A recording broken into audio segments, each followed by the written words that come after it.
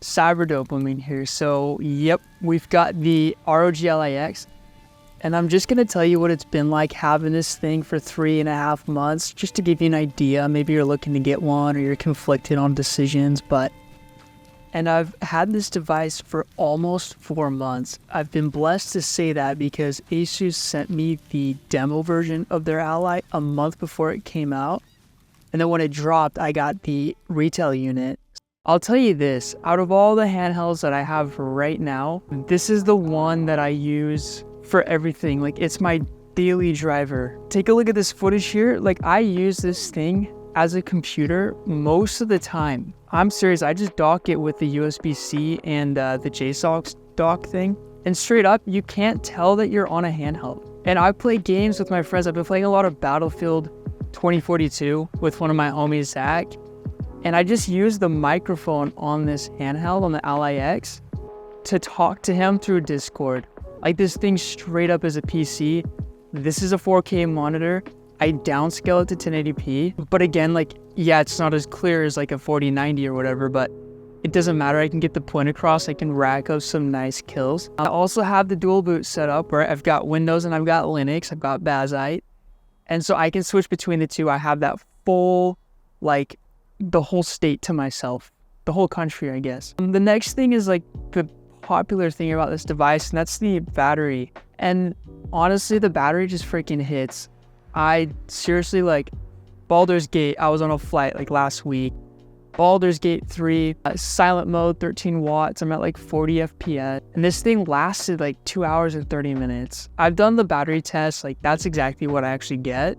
Between my Steam Deck OLED and this battery has like totally shined through within the last few months, just because, I don't know, maybe my OLED has been aging a bit, like I've used it a lot, or I don't really know, but this thing handles like a champ and is now my go-to for portability when the Steam Deck OLED used to be my go-to. Also, you don't have to subscribe if you don't want to subscribe, but if it's your vibe, it's your vibe. The next thing is compatibility and performance. This is the big one, right? Like, if you purchase a handheld, it's pretty expensive. You want to make sure you can play whatever you want and it's like a good experience and things are compatible with it.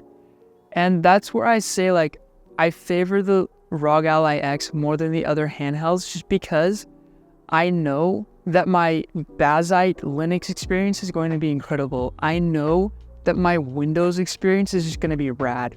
I mean, it's actually Windows.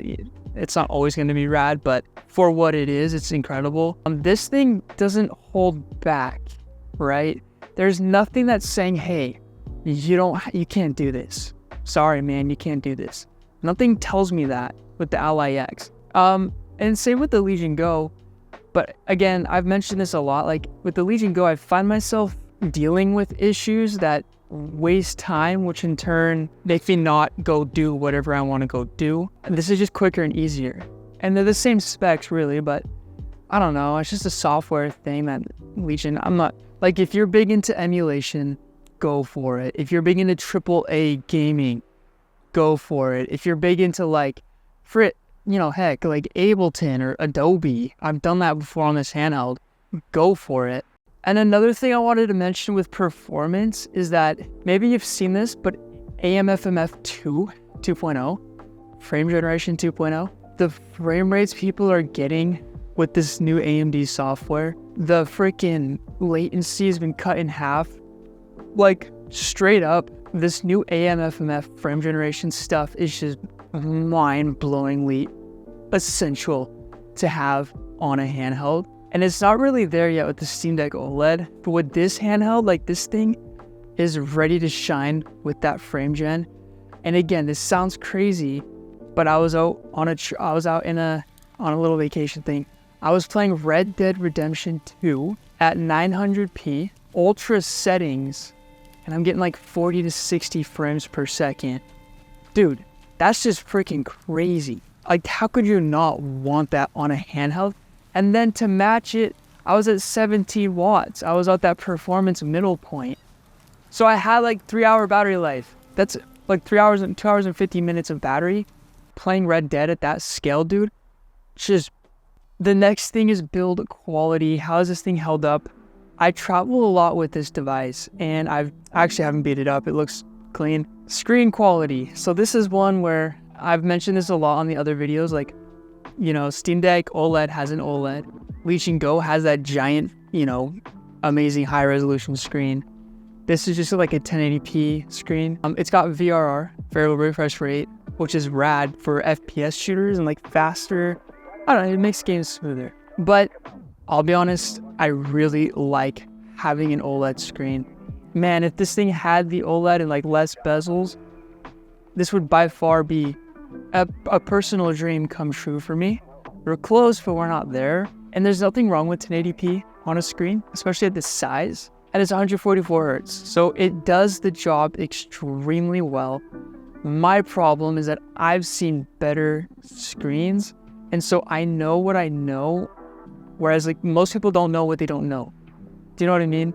If you've never seen a Steam Deck OLED, you won't be bummed that you don't have an OLED screen. The next thing I wanted to talk about with this handheld is something that I learned within the second month, and that is audio. So by default, the speakers they're okay. They're pretty loud. They do the job. And the previous Ally was incredible. I think they had the best speakers on the market alongside the Steam Deck OLED. But then this program, FX Sound, this thing totally changed my opinions on the audio quality with the ROG Ally X to where this reigns #1 on audio. The surround, you put up just a tad bit, clarity just a slight amount, and then I bump up the low ends.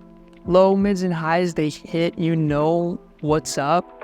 Your spatial awareness, like in Battlefield, if some dude's running up behind you, you know to flip and look at him and take him out. Whereas like the Leech & Go, I don't know. It's so muddy, I don't know where guys are at, you know?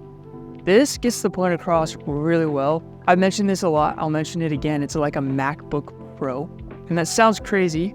It's nowhere near a MacBook Pro on speakers. But what the MacBook does is it kind of like wraps around your ears. And this does the same thing. Okay, controls and ergonomics. So, I don't know, I mean, buttons are buttons, they're cool. Software and updates. So that's a big one. There have been some traditional BIOS updates, firmware updates, you know, Asus Armory Crate updates. Nothing crazy, nothing game-changing. Honestly, it's just, I keep getting updates every couple weeks or so. Like, you know that they're working hard on like pushing it and making it smoother and better and this and this and that. Whereas with the other handhelds, I've kind of felt, at least with the Leech & Go and like the 1X player and like the GPD, I feel a little bit like left out, kind of in the dust a little bit.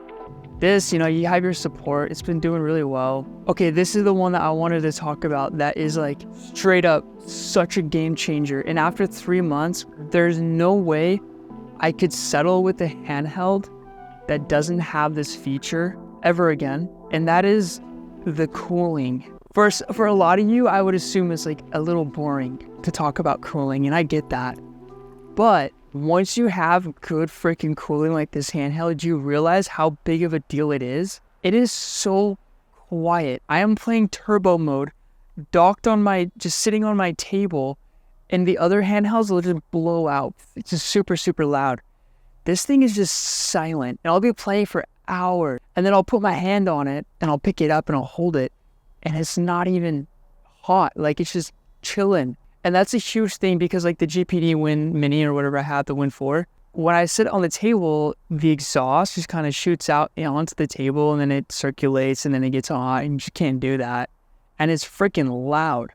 And same goes for like almost every other handheld. The Steam Deck's pretty good at it, but jeez, dude, the cooling is so cool, quiet. You know it does its job really well. You don't ever feel like you're pushing the device too hard, which is something that we tend to struggle with in the back of our heads, kind of like a car. If you're putting it in sport mode and revving that thing up, you kind of, it's fun, but like you get that sense of like, ooh, my engine probably doesn't like that. It's the same with this, but the sport mode is just like a Tesla where you don't feel guilty. You can just freaking smash it. So my last video was like all the handhelds put together. So competition wise, like where does it stand? Watch that video because if you're conflicted on decisions to make, that's what it's for. You know, I compare all of them side by side and give you an idea. But as I mentioned in that video, like this thing reigns at the top. I'm not paid to say that. I'm not like inclined to say that via influence.